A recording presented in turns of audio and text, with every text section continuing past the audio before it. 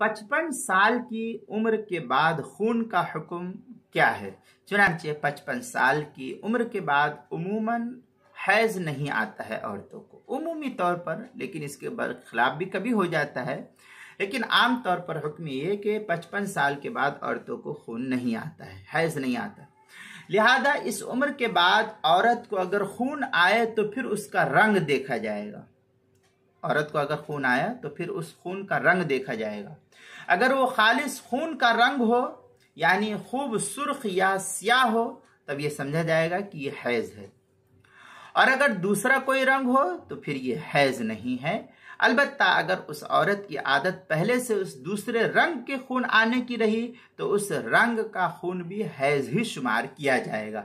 चुनांचे इस सिलसिले में तफसील जो है दुर्र मुख्तार के अंदर है। हमारा अथु बादहा इल मुद्दतिल मज़कूरा फलैसा बिहैदिन फी ज़ाहिरिल मज़हब, इस तरीके की इबारत जो है फतावा शामी की जो बैरूत का छपा हुआ नुस्खा है उसकी पहली सफ़ा 436 और 437 पर इसको नकल किया है।